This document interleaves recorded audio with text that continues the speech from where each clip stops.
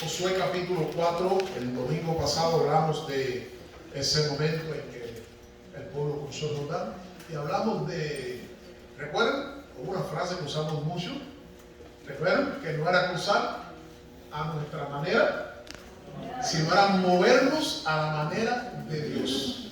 Y dijimos que cuando uno se mueve a la manera de Dios, Dios te bendice y te va bien. No es a nuestra manera, como decía el cantante, sino a la manera de Dios. Josué capítulo 4, versículo 4 hasta el versículo 6. Si pueden, por favor, nos ponemos todos en pie para leer la palabra del Señor. Repito la cita bíblica. Repito la cita bíblica. Josué capítulo 4.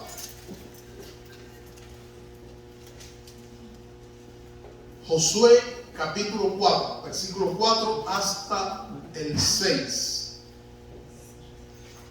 Y hemos querido titular la palabra de Dios en esta mañana, en esta tarde, construyendo un memorial. Construyendo un memorial. Josué 4, desde el 4 hasta el 6 dice: Entonces Josué llamó a los 12 hombres, a los cuales él había designado de entre los hijos de Israel, uno de cada tribu. Y les dijo Josué: Pasad delante del arca de Jehová vuestro Dios a la mitad del Jordán. Y cada uno de vosotros tome una piedra sobre su hombro, conforme al número de las tribus de los hijos de Israel, para que esto sea señal entre vosotros.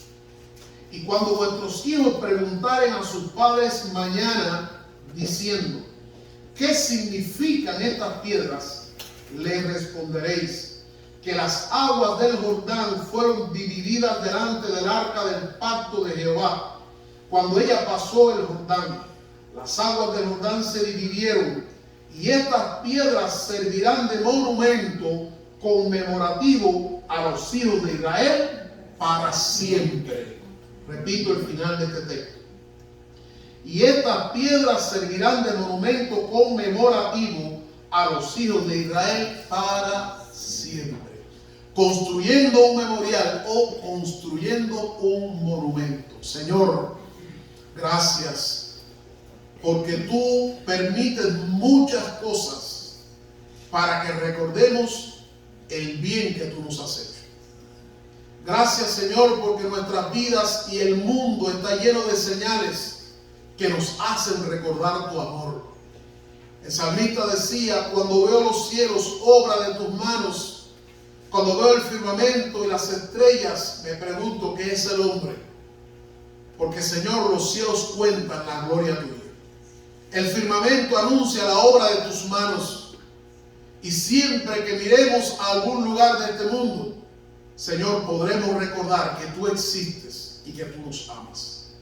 En esta mañana, en esta tarde, danos la bendición tuya por medio de tu palabra.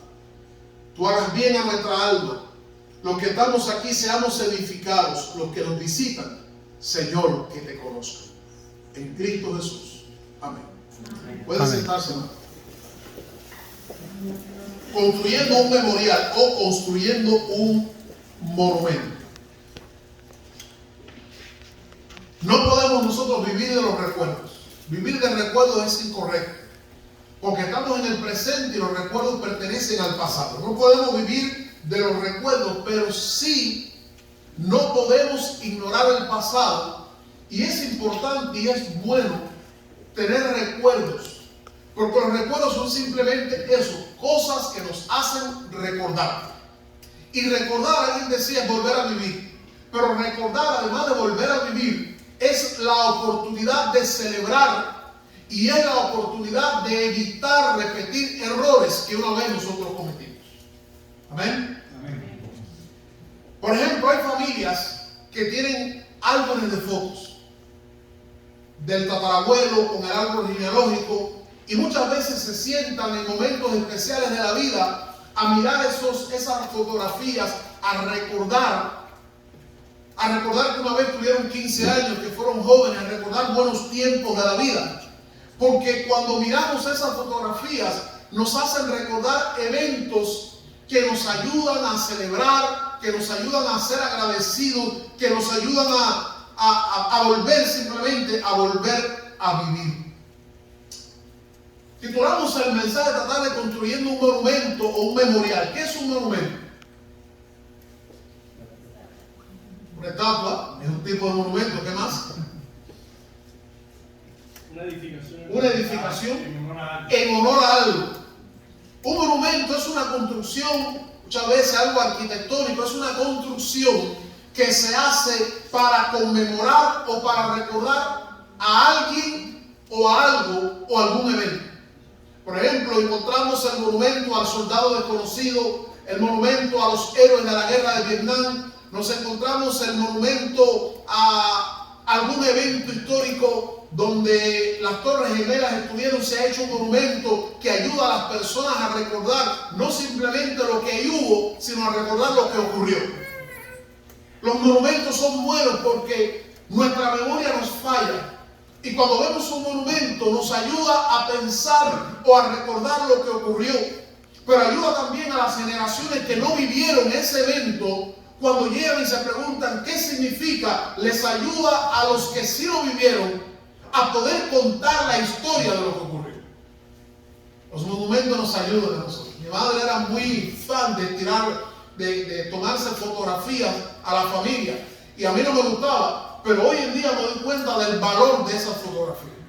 Porque mis hijos no conocieron a ninguno, bueno, de sus 4 abuelos no conocieron a 3. Salvo por las fotos que les enseñamos. Y les podemos hablar quiénes eran. Los monumentos son eso, una construcción, una edificación que nos ayuda o que celebra, que nos ayuda a recordar algo. Un problema grave que enfrentaba el pueblo hebreo en ese momento de la historia, cuando iban a cruzar, cuando ya habían cruzado el Jordán, cuando ya estaban del otro lado, cuando ya estaban colocando sus pies en la tierra prometida, la tierra que Dios le prometió a Abraham, que le prometió a Isaac, que le prometió a Jacob, esa tierra que es descrita en unas palabras como tierra que fluye leche y miel. Cuando ya estaban entrando en esa tierra, Dios detiene al pueblo, Dios llama a Josué y les dice que construye un monumento. Porque un problema grave que enfrentaba el pueblo hebreo y que los llevó a ellos en varias ocasiones a enfrentar crisis grandes en su historia, fue el problema del origen de una generación que no conocía a Dios. Ese fue uno de sus grandes problemas, que lo vivieron varias veces, pero lo vivieron de manera especial después de estar en la tierra. Una generación que surgió que no conocía a Dios. Y la pregunta es por qué esa generación no conocía a Dios. Cuando leemos en el libro de Jueces, en el capítulo número 2, versículo 8 en adelante, dice: pero murió Josué, hijo de Nun, siervo de Jehová, siendo de 110 años. Lo sepultaron en su heredad en Timnat-Sera, en el monte Efraín, al norte del monte de Gaz. Y toda aquella generación, escuche bien, y toda aquella generación también fue reunida a sus padres. En otras palabras, murió. Y se levantó después de ellos otra generación, y escuche qué descripción más triste, que no conocía a Jehová, ni la obra que Jehová había hecho por Israel. Después los hijos de Israel hicieron lo malo ante los ojos de Jehová y sirvieron a los Baales. Verso 13. Y dejaron a Jehová. La pregunta es, ¿por qué vino esta crisis? La crisis de una generación que no le interesaba lo bueno, no le interesaba a Dios, una generación que solo pensaba en hacer lo malo, una generación que solo le interesaba el mal, una generación que se convirtió en una generación depravada, una generación que sumió al pueblo de Israel en una crisis. Los que han leído el libro de Jueces, y si no lo han leído, léalo, y usted va a escuchar la descripción que se hace. Y hay una frase en el libro de Jueces que describe el estado de la nación, la anarquía en que vivía. Y la frase dice: en aquellos tiempos no había jueces en Israel, cada cual hacía lo que bien le parecía. Qué triste realidad de una sociedad donde no hay ley, donde no hay principios, donde no hay normas, donde cada cual hace lo que le parece. Pero ¿dónde estuvo el origen de esa crisis social? No en que los políticos eran malos. La crisis no estaba en que los dirigentes no servían. La crisis estaba en que esa generación no conocía a Dios. el Dios absoluto de normas y principios. ¿Y por qué no le conocían? Porque hubo un fallo, hermano. Dice la Biblia, esa generación no conocía ni a Dios ni los hechos de Dios. ¿Por qué? Porque fallaron en contarles acerca de Dios. Porque a esa nueva generación nadie los sentó para hablarle de Dios. Ahora, antes de esa experiencia triste, Dios le dice a Josué, construyan un memorial, construyan algo que les ayude a recordar la historia. Porque como alguien decía, el pueblo que no conoce su historia está condenado a repetirla. Cuéntenle la historia. Y pregunta, ¿qué es la historia? Porque estamos hablando de historia. ¿Qué es la historia? ¿Qué es la historia? Historia, bueno, hermano César estaba en la clase. Historia es el conjunto de acontecimientos y hechos vividos por una persona o una sociedad. El conjunto de hechos, de acontecimientos vividos por una persona o una sociedad. Alguien dijo, los pueblos que ignoran su historia están destinados a repetirla, generalmente desde el punto de vista negativo. La historia, vamos hermanos, como ciencia se dedica a recopilar y sistematizar, conservar y transmitir los eventos del pasado. La historia hace falta. La historia como ciencia se dedica a eso, recopila, sistematiza, conserva y transmita los eventos del pasado. Qué bueno es tener abuelitos, hermano. Los abuelitos a veces uno dice, mi abuela repite la historia 10 veces. Pero qué bueno que la repiten. Porque si no la repitieran, no la conociéramos nosotros. Para Dios es importante la historia a fin de que se conserve en la memoria de las nuevas generaciones los hechos de Dios, los cuales revelan su carácter. Cuando nosotros leemos en la Biblia los hechos de Dios, los milagros, los eventos del pasado, no solamente estamos leyendo acerca de cosas sobrenaturales, estamos leyendo del carácter y la persona de Dios. Como cuando leemos la Biblia que dice, los cielos cuentan la gloria de Dios, podemos entender, cada milagro revela parte del carácter de Dios.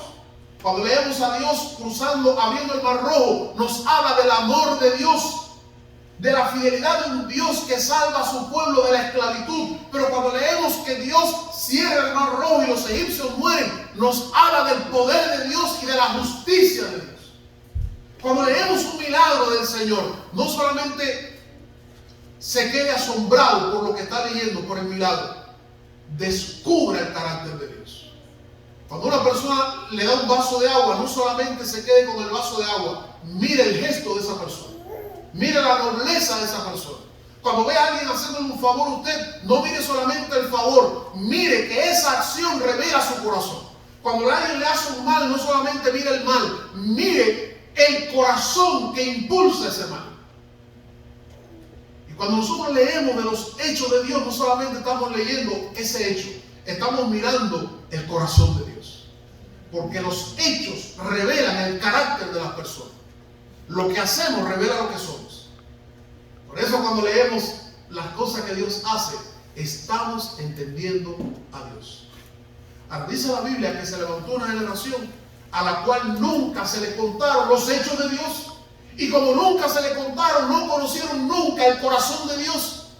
Y se fueron tras dioses ajenos, porque mientras sus padres no les hablaron de Dios, había una generación de vecinos, de pobladores, que sí contaban las historias de sus dioses. Por eso entonces ellos se fueron tras los Baales. Recuerden, mientras la iglesia se calla, internet no para. Mientras la iglesia se calla, los canales de televisión siguen transmitiendo el porno, la violencia, la enemistad, el odio.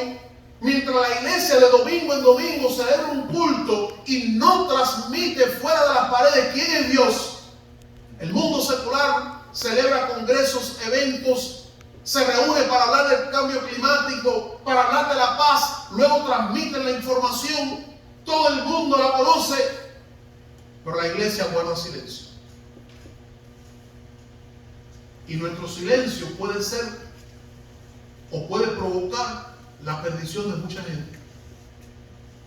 Porque la gente no solo necesita oír hablar del cambio climático, no solo necesita escuchar hablar de la violencia, no solo necesita oír hablar del COVID, la gente necesita oír hablar de que hay un Cristo y hay un Dios en el cielo que ama y que dio a Cristo su Hijo para salvarnos a nosotros. Amén. Y si el mundo no escucha eso, el mundo morirá sin esperanza. Porque querramos o no, Cristo es la única esperanza para el mundo en el cual nosotros estamos viviendo. El Salmo 78 dice algo muy interesante. Léalo en su Biblia y subráyelo también. Salmo 78. Dice la palabra de Dios de la siguiente manera, en los versículos desde el 1 hasta el 8, dice: escucha, pueblo mío, mi ley, inclinad vuestro oído a las palabras de mi boca. Mire qué interesante. Abriré mi boca en proverbios, hablaré cosas escondidas desde tiempos antiguos, las cuales hemos oído y entendido, que nuestros padres nos la contaron. Gloria a Dios. No las encubriremos a sus hijos. No las encubriremos a sus hijos. Si las escuelas prohíben que se hable de Dios, podrá prohibirlo a la escuela, pero el hogar sigue necesitado de hablar de Dios. Si en las escuelas no se enseña del amor de Dios, del infierno y del pecado, somos responsables de en nuestros hogares y en nuestras iglesias seguirlo haciendo y decírselo a nuestros hijos. Dice: hablaré de cosas escondidas desde el tiempo antiguo, las cuales hemos oído y hemos entendido, que nuestros padres nos la contaron. No las encubriremos a sus hijos, contando a la generación venidera las alabanzas de Jehová y su potencia y las maravillas que hizo. Él estableció testimonio en Jacob, puso ley en Israel, la cual mandó a nuestros padres que las notificasen a sus hijos. Escuche que bien, para que lo sepa la generación venidera y los hijos que nacerán y los que se levantarán lo cuenten a sus hijos, a fin que pongan en Dios su confianza. Bendito sea el Señor. Y no se olviden de las obras de Dios, que guarden sus mandamientos y no sean como sus padres, generación contumaz y rebelde, generación que no dispuso su corazón ni fue fiel para con Dios su espíritu. ¿Saben lo que está diciendo el salmista Asaf? Tenemos la responsabilidad de contar a las nuevas generaciones las obras de Dios. Amén. Se lo voy a decir de otra manera. Si usted a sus hijos no les habla de su familia, entonces cuando sus hijos crezcan, vivirán como si no tuvieran familia. Si usted a sus hijos no les habla de sus padres, cuando sus hijos crezcan y sus abuelos sean ancianos, los mandarán para el primer nursing home que encuentren y nunca los atenderán.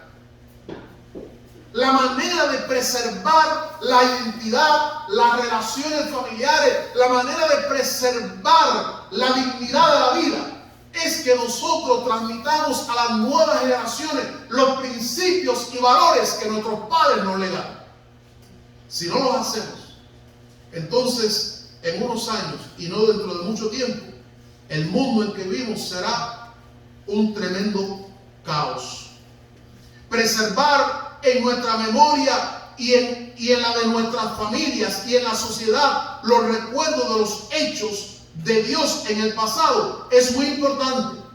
Sin memoria histórica, amados hermanos, se pierde la identidad.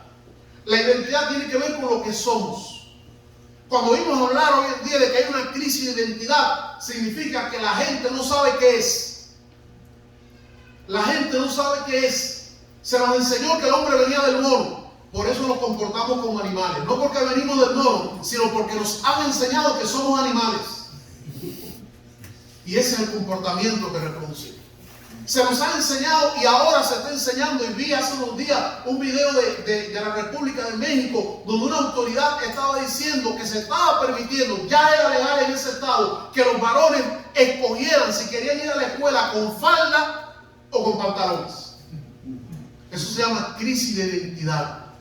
Y eso no es en México, es en Cuba, es en mi país también. Es en muchas naciones del mundo. Hay una crisis de identidad. ¿Por qué? Porque se ha fallado. Porque es deber de papá sentar a su hijo varón y decirle: tú eres varón. Y si no lo entiende, perdonen esto que voy a decir, bájale el pantalón a su niño pequeño y enséñele que es varón. y a las niñas, enséñele que es hembra. Si la escuela no quiere hacerlo, es responsabilidad papá y mamá nuestra transmitir a nuestros hijos lo que hemos recibido para que no pasen por crisis de identidad. Si no hay memoria ni transmisión de la historia, hay una crisis de identidad, no sabemos quiénes somos.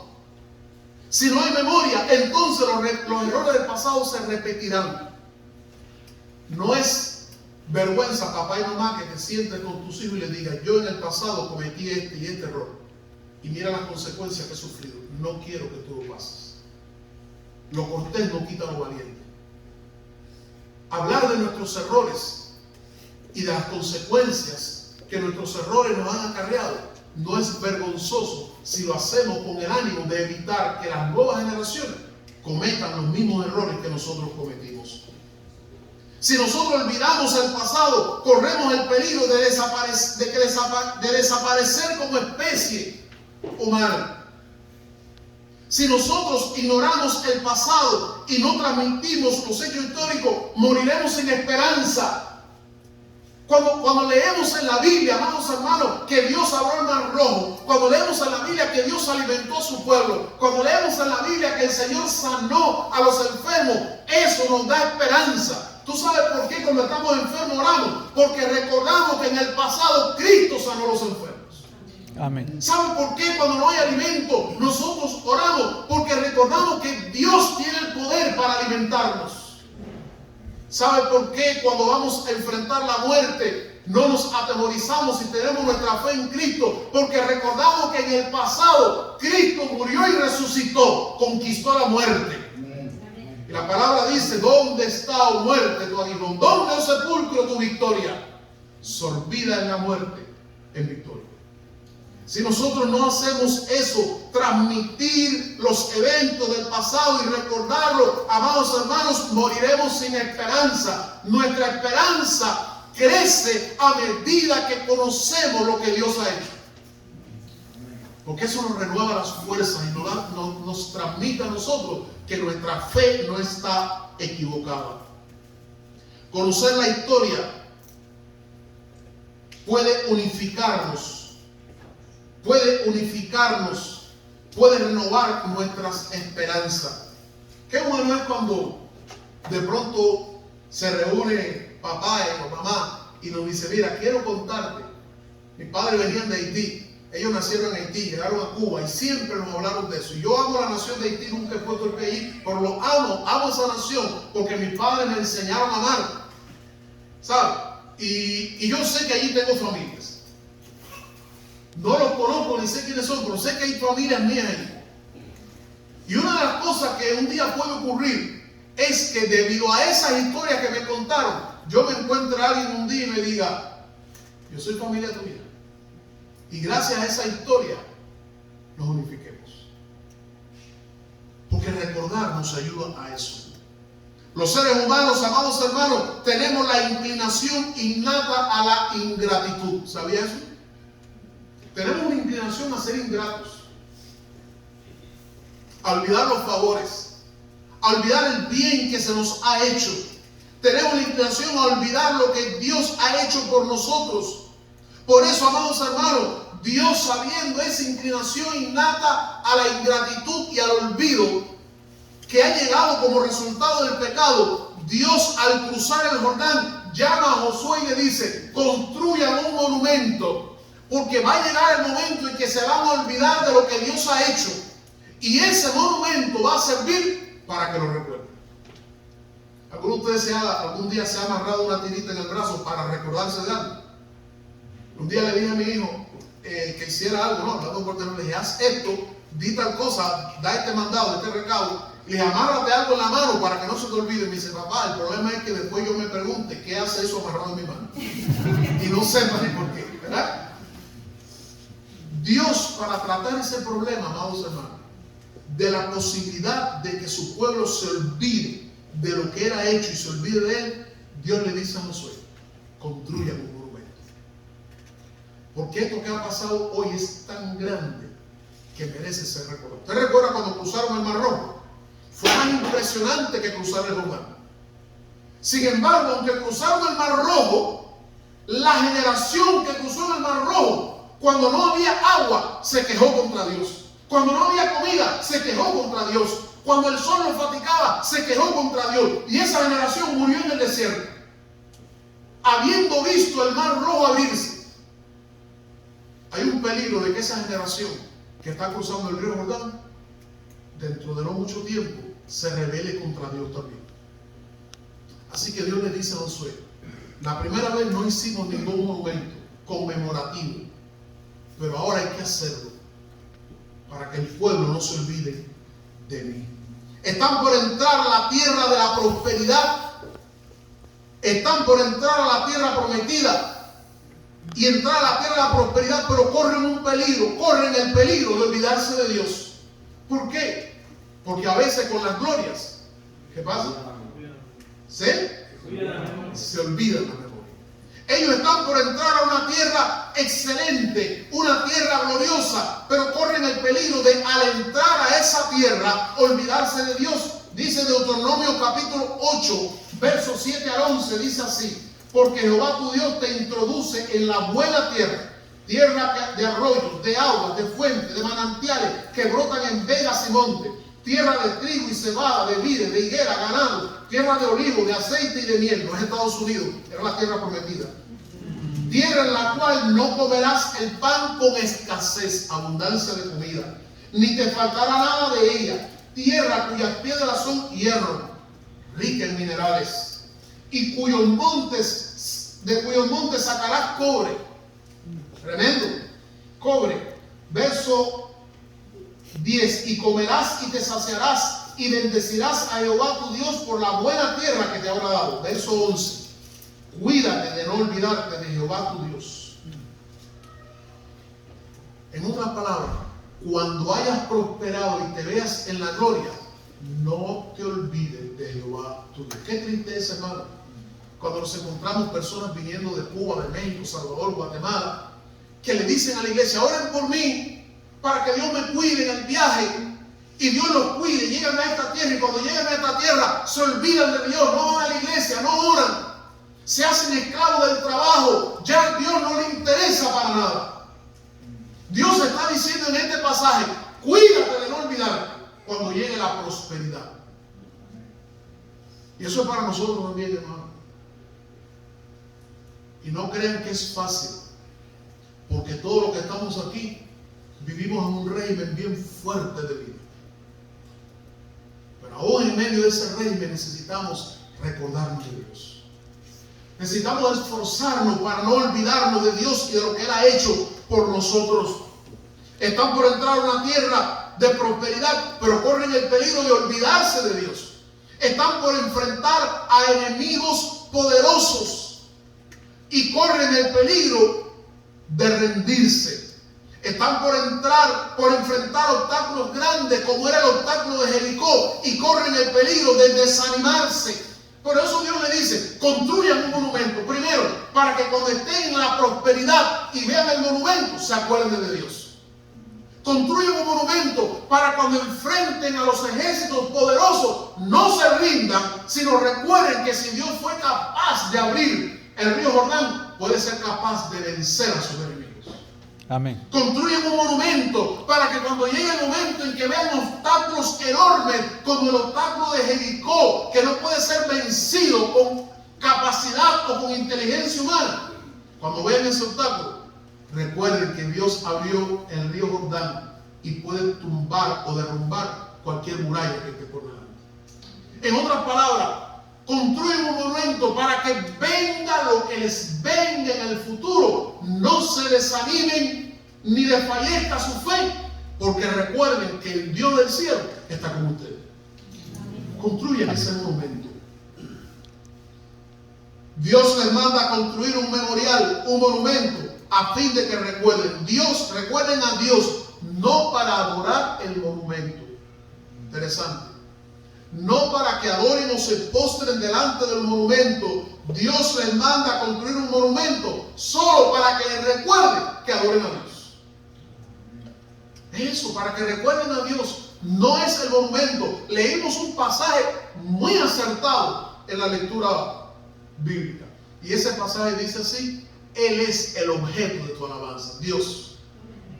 Dios es el objeto de nuestra alabanza, no ninguna cosa creada por Dios. El monumento era un testimonio. El monumento que Dios les mandó a construir era un testimonio. En primer lugar, un testimonio a las generaciones venideras.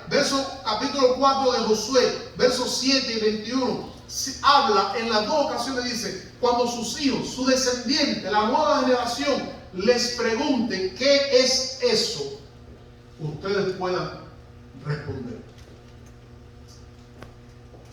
Era un testimonio a la nueva generación, un testimonio acerca de la fidelidad de Dios. El versículo 23 dice: porque Jehová vuestro Dios secó las aguas del Jordán delante de vosotros, hasta que habéis pasado, a la manera que Jehová vuestro Dios lo había hecho en el Mar Rojo. Dios es fiel. Lo mismo que hizo en el Mar Rojo lo hizo ahora, pero lo hizo en una tercera ocasión, cuando Elías iba a ser arrebatado. Dios es fiel. Si Dios dice que te va a sacar y te va a llevar a la tierra prometida, Dios lo hará. Aunque mañana se enfrenten a los muros de Jericó, Dios, si tiene que derrumbar el muro para que su pueblo pase, lo hará. Porque Dios es fiel, es consecuente con su palabra. Dios no falla, no miente, no nos engaña, jamás. Era un testimonio acerca de quién es Dios, de Dios es fiel. Un testimonio acerca del poder de Dios. En el versículo 7 y en el versículo 24 dice: para que todos los pueblos de la tierra conozcan que la mano de Jehová es poderosa. Amén. No solamente para que sepan que Dios es fiel, sino tu Dios, mi Dios, es un Dios de poder.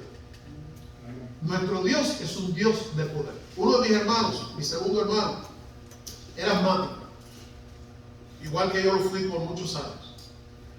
Y mi madre, solo el que es asmático, o una madre que vive con un hijo asmático, sabe lo que se sufre. Porque el asma no es ausencia de aire, es que no puedes sacarlo todo. Y yo vi a mi mamá sufrir en mi crisis de asma, como una madre sufrir al ver que su hijo se está muriendo y no puede hacer nada.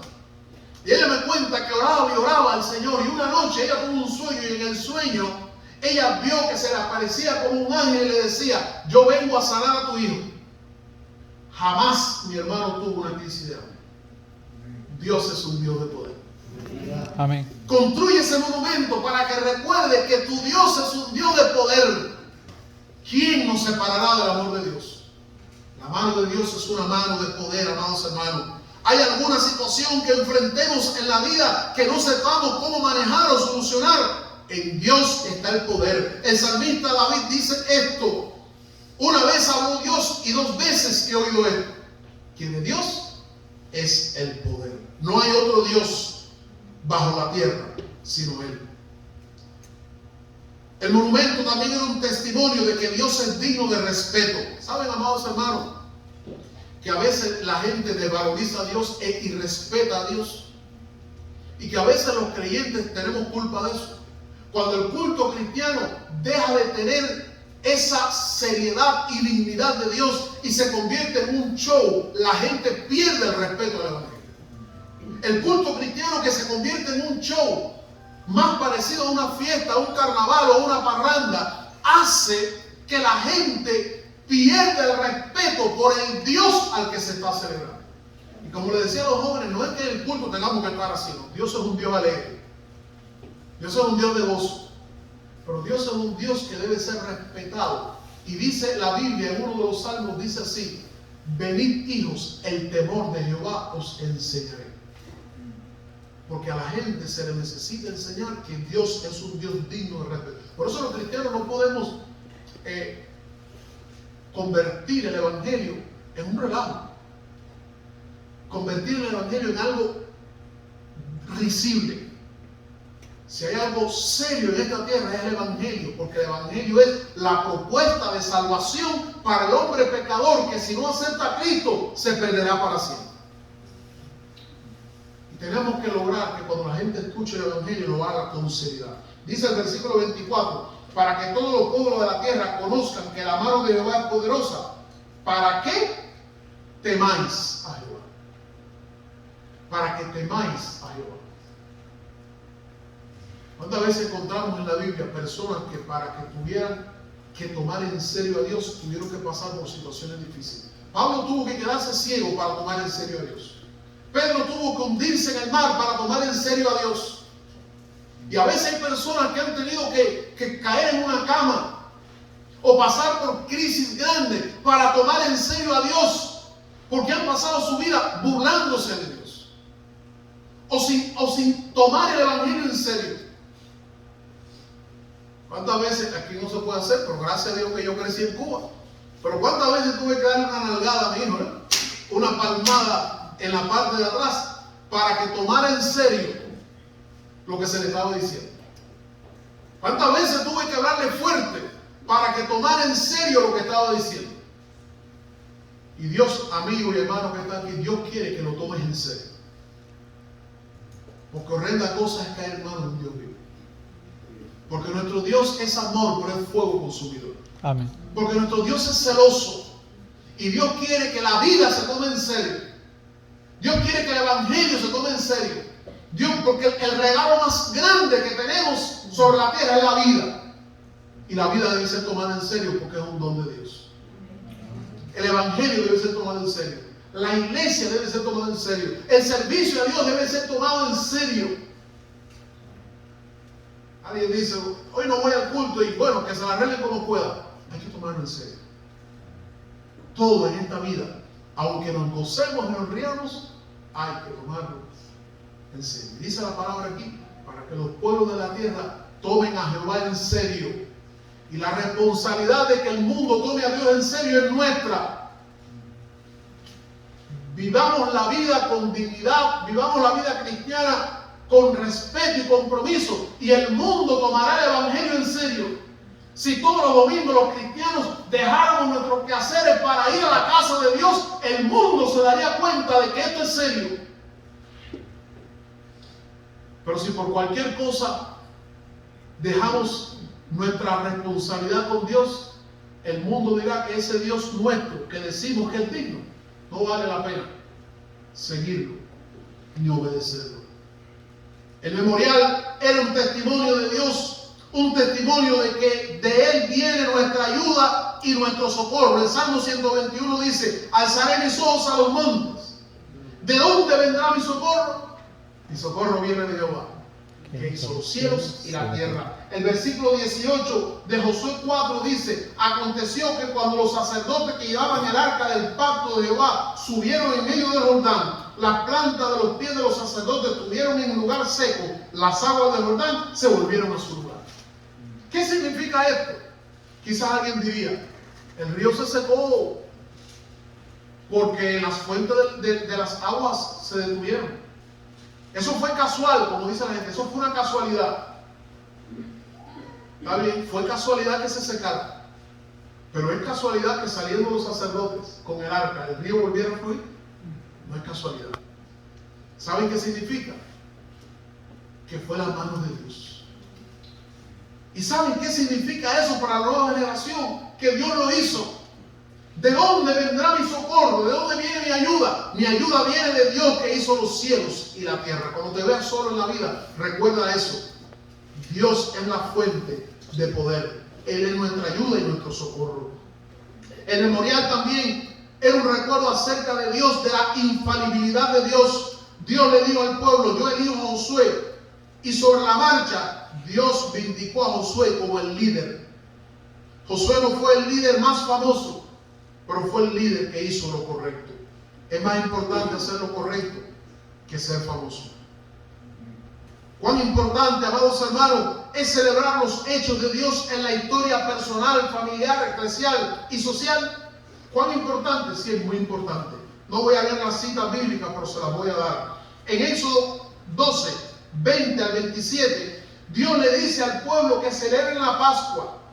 Cada año que celebren la Pascua, que sacrifiquen un cordero, que tomen ese cordero, que pintaron los dinteles de las casas, y luego le dice, celebren la Pascua siempre, porque la Pascua les recordaría que en una ocasión de la historia, el ángel de Jehová vino y los salvó a ellos por la sangre de un cordero inocente.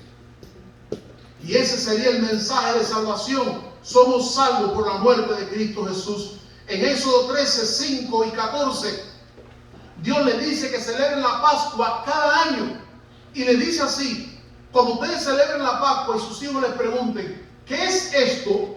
Entonces es la oportunidad de sentarse y contarle a sus hijos cómo fueron esclavos en Egipto, cómo Dios los sacó, cómo Dios puso su mano fuerte. Si no celebran la Pascua, los hijos nunca preguntarán. Cuando usted celebra una fiesta en su casa, su hijo le pregunta: ¿y qué estamos festejando? Y es la oportunidad de usted decir: estamos festejando que llegó abuela, estamos festejando el aniversario de boda, estamos festejando el cumpleaños, el nacimiento de tu hermano. Conozco una persona que todos los años celebra su fecha de conversión e invita a personas, y es la oportunidad que usa para compartirle a esas personas quién él era y lo que Dios ha hecho en su vida. Gloria al Señor. Amén. Celebren la Pascua. En 1 Corintios 11, 26 dice el apóstol Pablo: cada vez que coman de este pan y beban de esta copa, la muerte del Señor anunciáis.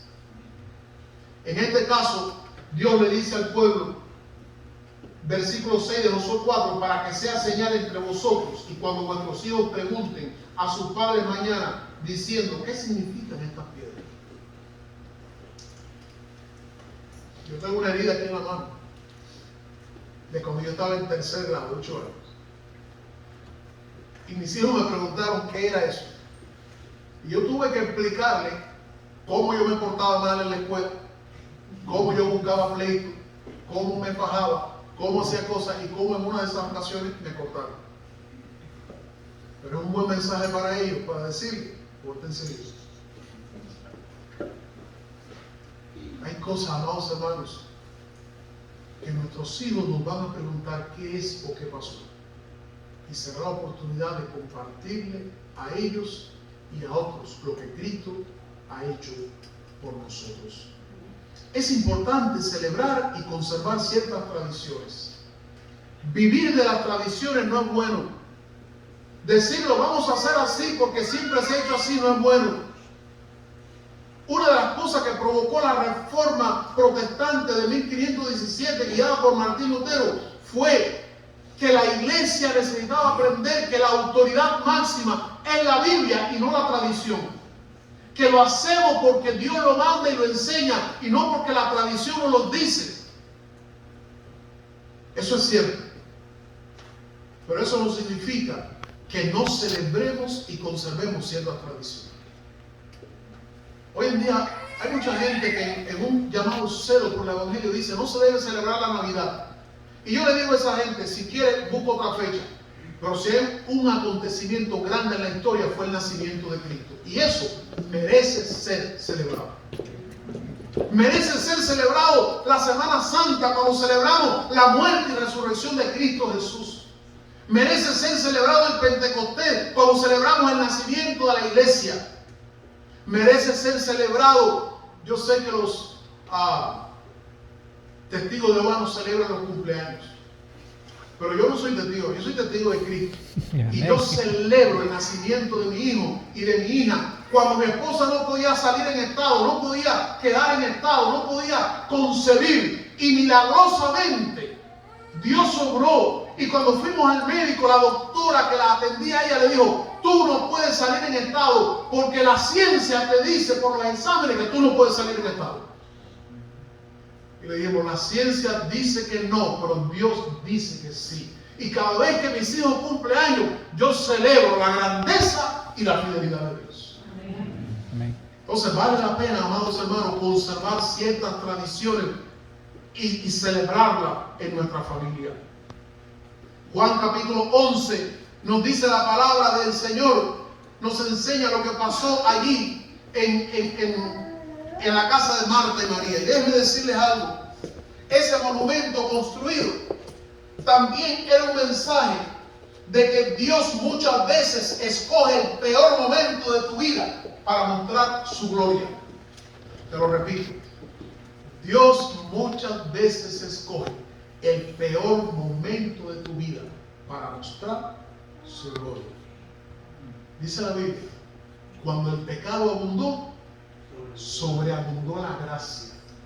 Dice la Biblia, cuando vino el cumplimiento del tiempo, Dios envió a su Hijo. Dice la palabra del Señor que cuando Lázaro enfermó, Marta y María le dijeron, Jesús, ven. Y él dijo, no. Y le dijo a sus discípulos, vamos a quedarnos aquí unos días más.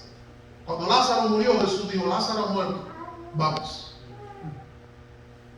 Y cuando Jesús llegó, Marta y María le dijeron, ahora es que tú llegas. En el peor momento, cuando ya mi hermano murió, cuando ha sido embalsamado, cuando está sepultado, cuando hace 4 días que lo enterraron, cuando inclusive y él ya tiene peste, ahora es que tú vienes. Sí, hermano, porque muchas veces Dios espera el peor momento, porque el peor momento de nuestra vida es cuando más conciencia tenemos de la necesidad de Dios. Amén. Y es en ese momento muchas veces que Dios aparece. Él pudo llegar antes, pero Él siempre va a llegar a tu vida en el mejor momento. Ni antes ni después. En Juan 2, Jesús fue invitado a una boda. Se acabó el vino. Había una crisis. Claman a Jesús. Fue en ese momento, las bodas duraban una semana. Fue en ese momento que se percataron que Jesús estaba allí. Una semana Jesús allí. Una semana. Y al final de la semana, cuando se acaba el vino, ni siquiera le dijeron a Jesús, ven. Llamaron a María. María, no hay vino. ¿Y yo qué voy a hacer? Así que María le dice, mira, Jesús está allí. Allí está Jesús. Si María le hubiera dicho el primer día, Jesús está allí, hubiera dicho, ¿y qué?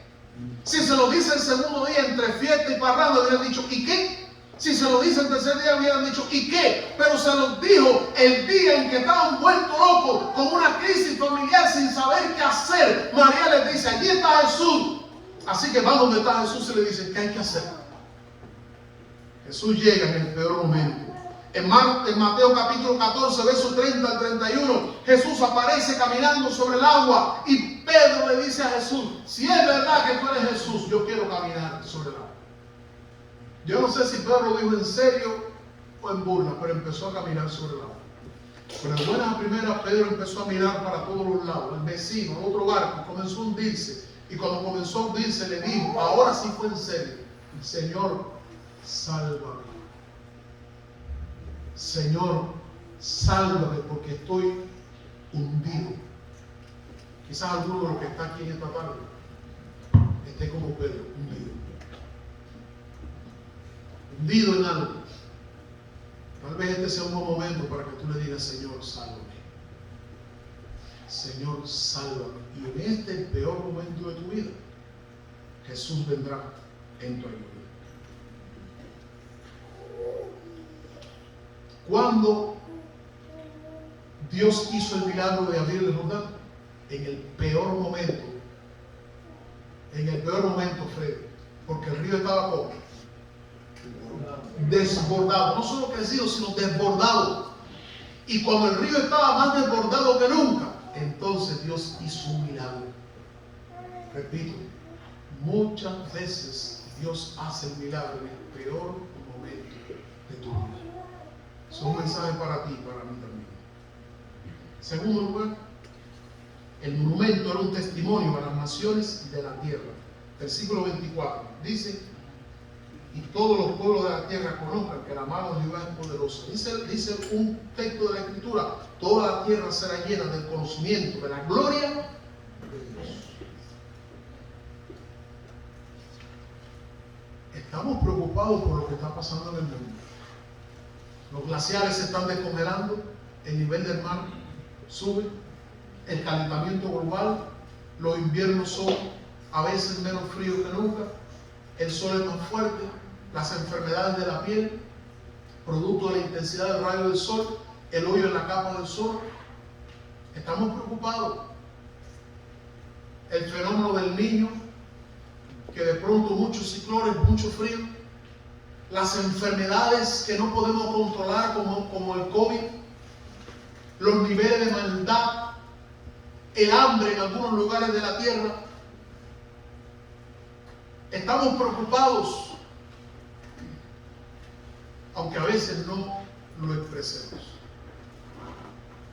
Pero como iglesia estamos llamados a transmitir un mensaje de esperanza, y a vivir una vida de tal manera que las naciones de la tierra conozcan que hay un Dios en el cielo. Recuerdo en el libro de Segunda de Reyes, Primera de Reyes 18, 19, cuando Elías desafía a los profetas de Baal, y dice la Biblia que los profetas de Baal se cortaron, hicieron de todo, pero no descendió fuego. Pero de buena la primera, Elías le dijo: échenle más agua. Y se llenó de agua hasta que desbordaba. Y Elías clamó a Dios, y Dios envió fuego del cielo y consumió el sacrificio. Y dice la Biblia que toda aquella población comenzó a gritar algo: Jehová es el Dios. Jehová es el Dios. Dios permite a veces situaciones críticas para que el mundo despierte a la realidad de que los gobiernos de la tierra, de que la ciencia, de que la tecnología, de que la economía no es la solución, sino la solución está en el Dios del cielo. Y Dios permite muchas veces situaciones críticas para que el mundo despierte y reconozca que Jehová es el Dios. Amén. Pero somos nosotros los encargados de construir un monumento que el mundo vea y pueda declarar: Jehová es el Dios. Jehová es el Dios. Y ese monumento, ¿saben quién es? Somos nosotros. Ese monumento es nuestra familia. Ese monumento es nuestro testimonio. Porque un monumento es simplemente una construcción que celebre algo y que le recuerde a las personas lo que ocurrió. Y ese monumento somos nosotros, encargados de con nuestra vida recordarle al mundo que hay un Dios en el cielo. El Salmo 103:1 dice: bendice, alma mía, a Jehová, y no te olvides de ninguno de sus beneficios. Bendice, alma mía, a Jehová, y bendiga todo mi ser su santo nombre. Romanos 12:1 dice: os ruego, hermano, por las misericordias de Dios, por lo que Dios ha hecho. Les ruego por lo que Dios ha hecho en tu vida, en la vida de tu familia, en la vida de nosotros, que presentemos nuestro cuerpo en sacrificio vivo, santo, agradable a Dios, que es nuestro culto, construyendo un monumento que testifique a las nuevas generaciones que hay un Dios en el cielo y lo que ese Dios ha hecho y está dispuesto a hacer. Cuando el Evangelio de Juan fue escrito, dice así al final, en el capítulo 21: hay muchas otras cosas que Jesús ha hecho, que si las fuéramos a escribir todas no cabrían en todos los libros del mundo. Pero las que están escritas se han escrito para que creáis que Jesús es el Hijo de Dios y para que creyendo en Él tengamos vida